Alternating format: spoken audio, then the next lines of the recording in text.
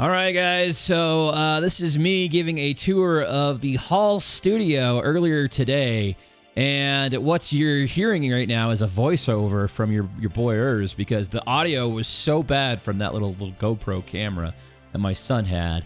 I do like the wide-angle lens on that, but here it is.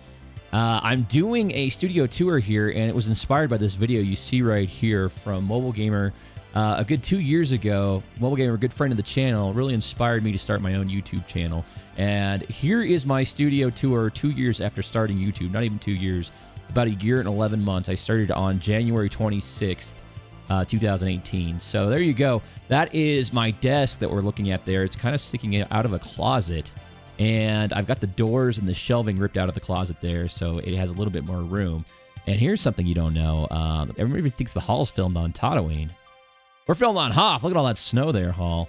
We're going to move over and check out my guy, Han, here. And you'll see the con's decorated with the Christmas lights. I'm going to go ahead and plug you in and show you guys these Christmas lights. Right here, we got this stray plug. And I got to get ready to pull these lights off because Life Day has come and gone. Happy New Year, everybody. I'm actually filming this on New Year's Day. And yeah. Also, Han does have a lighting on his base, so I'm going to fiddle around here with my hand and try and find this lighting, and there it is right there. It pops really nicely, and you'll see when we close the window here, when we block out the natural light coming into the hall, it really looks nicely hidden. And he also has a side panel as well. This one's battery lit. So it's a little bit more of a challenge. You got to kind of pull it off the back, and there's just a couple screws you got to get loose. And I always forget to turn off the batteries when I'm live streaming there, and it has the green light that you actually see in the movie when it starts flashing when they pull him out of the deep freeze. So it's good stuff there. He's quite well protected, Hall. And then over here, I think we're looking at my green screen here, and I'm showing I usually just hide the green screen kind of behind the window. It helps block out the light, so all my lighting is pretty standard throughout all my video. So we got some canister lighting here that I'm going to show you guys on the ceiling. I've got two different lights here. A blue one that looks over Han, really makes him pop a little bit, adding a deep blue to the Hall look. And then we have another light there. I have two other ones that I have unscrewed that I don't really use. But this main one I have that's right over my computer area. This one you can toggle. See, I toggle to red there, then green, and then blue, and then back to the basic white light.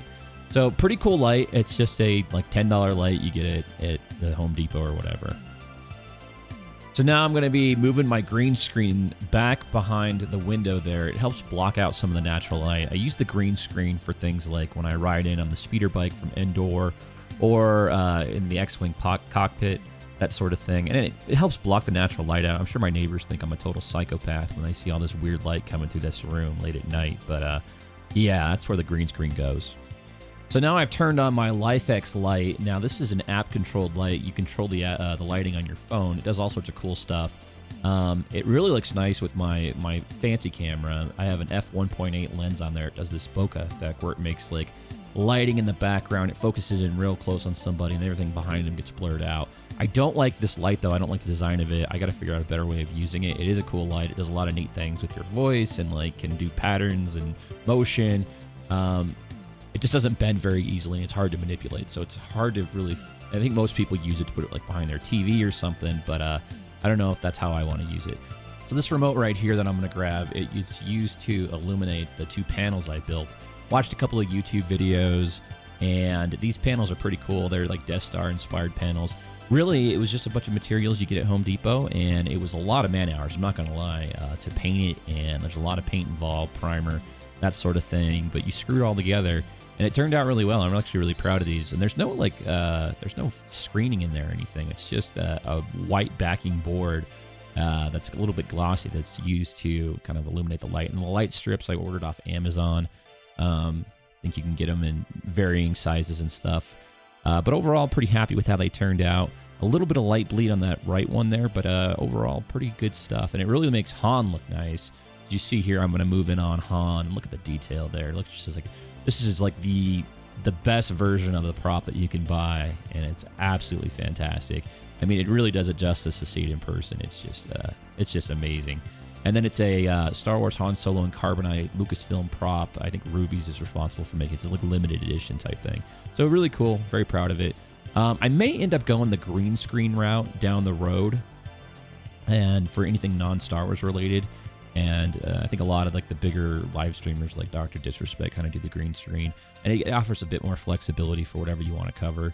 So may end up doing that. So here is the Nanoleaf. This used to be on my wall in various different spots, and I had it on the desk at one point. Now I use it to basically make my face pop with that Sony A6000 camera right there, the mirrorless DSLR.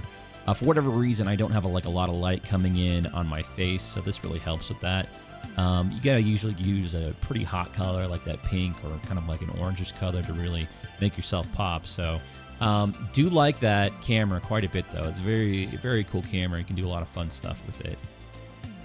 So when you guys start your YouTube journey, you're gonna amass a ton of stuff. I've got some little containers here I got from the Container Store that kind of house all my different cables and props, and I have tripods and all sorts of things here. So yeah, I'm gonna open this top one up, and it's just got all sorts of adapters and cable management stuff. This one has a mic in it. I actually got this mic from a viewer, Jay Swizzy Swole, if you're out there. Brother, thank you. Very nice starter mic. It is the Yeti Black, and there's a ton of ways, ton of videos online to actually make that mic sound amazing. It's about $100 mic, and it's the mic I always recommend as a starter mic to a lot of people.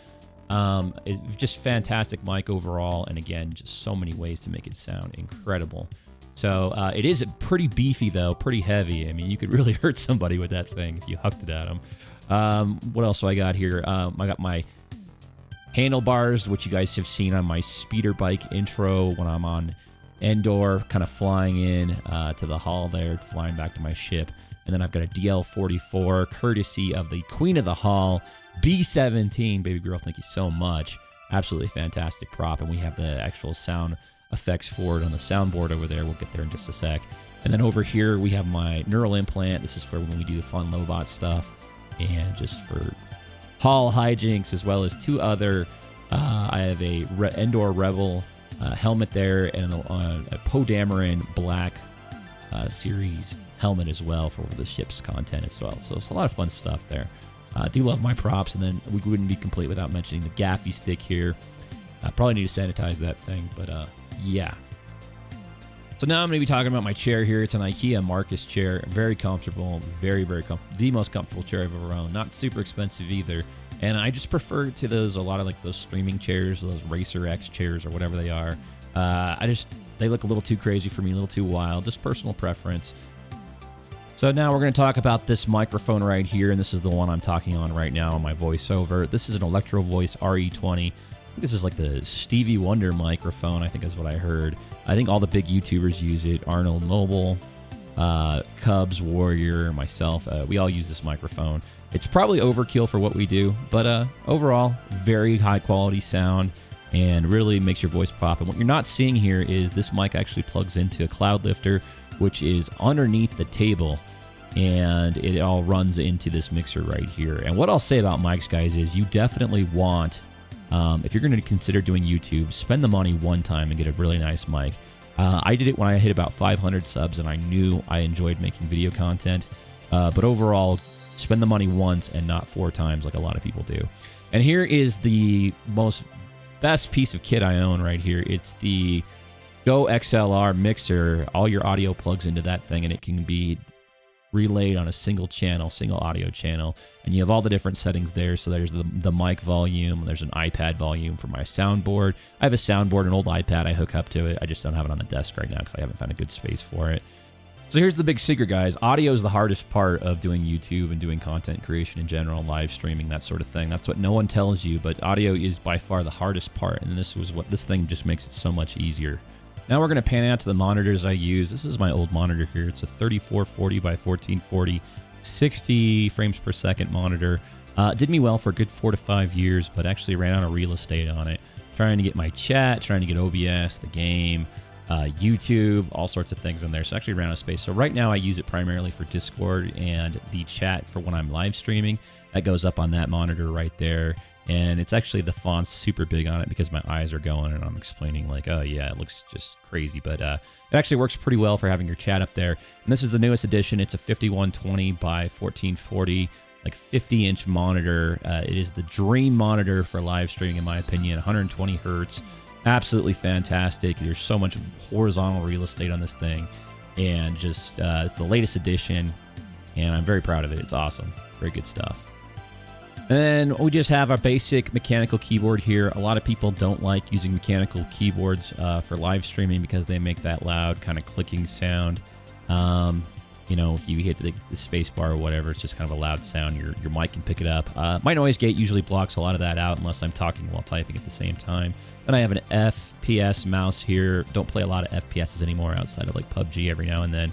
And the audio monitor headphones, I spent a lot of time talking about how important audio is. And what these do is they're not real like headphones with like super bass or super treble or anything like that. They just have a very flat, even sound, so that way you can hear what your sound sounds like across most devices. I had a pair of Beats originally, and I would notice that I would make a video and I would go listen to the video at like work on like a work computer. It would sound like totally different. So you really want a clean audio sound. So these are audio monitors, and I highly recommend that for those of you guys that are obsessed with audio like I am. Next up, I've got the IKEA desk that raises and lowers automatically with this little switch right here. I just prefer, a lot of people get this desk and some people use it and some people don't. I'm way more comfortable when I'm live streaming while walking around. For whatever reason, I just like being a bit more animated and being able to talk with my hands and really use my whole body and just be a total whack job while live streaming. So it's a fantastic piece of tech. This is a nice to have, not a need to have for sure. I was doing just fine without it. I did get the mat here from like Bed Bath & Beyond or whatever. Really helps save my back, you know, when you're streaming for 2 to 3 hours at times. I usually sit down toward the end of streams if my back starts, you know, getting tired. But, you know, 40-year-old dude, what else can I say, guys? But what I really wanted to show you guys here and what I'm really proud of is my cable management. This has taken a lifetime. I've tried cable management so many different times in my life, and this is the closest I've gotten to having very nice cables. So as you see here, I'm getting down on my hands and knees. I'm crawling under the desk, and it's pretty well taken care of. It's just like a single kind of situation of cables going into my PC back there. And the PC sits on a desk, a little IKEA thing that I got. Was part of my old desk, actually. And it just allows it to be at a kind of middle ground height, so I can raise and lower the desk without issue. So really happy with my cable management. It took forever to get there. Last bit we'll talk about, I debated whether or not to screen capture this, and I was just like, oh, the camera's out, I'll just do it here. I'm going to pull up OBS, and OBS is the software I used for my live streaming. It's basically free software. It is absolutely amazing. It's like the best piece of just free thing that you can get on the internet, in my opinion. So I'm kind of going over my cameras here. The main camera that I'm pointing at right now is the Logitech Brio. It's a 4K camera, but it does 1080p at 60 frames per second. Absolutely brilliant with the colors. With all the weird lighting I have on my channel, it handles it all really well. Middle camera is a Logitech C90, a great starter cam, does 1080p at 60 frames, or yeah, 30 frames per second, 720p at 60 frames per second. Great starter cam. I use it primarily from all my green screen footage here. So I have like my ship cockpit, both the snow speeder and the X-Wing, and the green screen's obviously not set up right now, so you're seeing kind of like the background bleed in there with the lighting. But overall, fantastic little camera. Again, handles the lighting really well. And then the last camera is a Sony A6000. I'm still showing this C90 right now, the middle one. You can kind of see how it works with the green screen. And the last one we talked about earlier is a Sony A6000 camera, and it does a really good job at super sharp focus on there, blurs the background quite a bit, and again, not really happy with the lighting there, but I will figure out a better way of using it and making it look nicer. And the last bit of content here is just me kind of showing you guys around OBS. You can see this is kind of the main scene I use, which is Star Wars Galaxy of Heroes isn't loaded there, but I do it in a super wide aspect ratio. BlueStacks isn't up right now, so that's why you're not seeing it. And then we're kind of going through all the different interludes I have that you guys have seen me use on stream. I have a ton of interludes, and then I think we ultimately move into, yep, there's all of our intros, Cassian, Lobot, Tuskens, Master versus Meta, Malik and Basti, Leia's mom. I have 2 different cuts of that. Wampa, The Money, Ewoks, Ship's intro, Major Tom, Jawas, Beauty and the Beast, Scoundrels, Nest, Django, Kylo, Grievous intro and outro.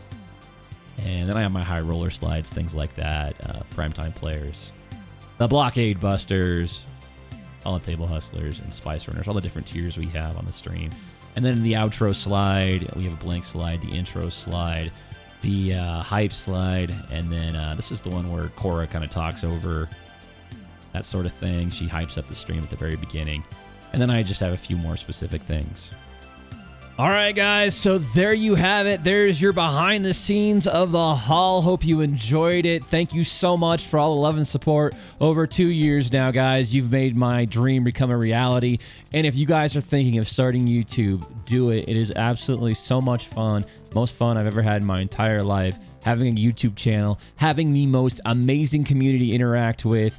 It is just a great time, and the money's fantastic. It's really cool to have a hobby that actually, you know, you can put money into and then it gives you some money back. Great stuff. Miss Tron approves of that. Anyways, guys, I will see you tonight for the grandest of arenas. Hope you enjoyed the video. Leave a like and subscribe. Let me know what you're doing in 2020. Happy New Year, everybody. Good night from the Outer Rim.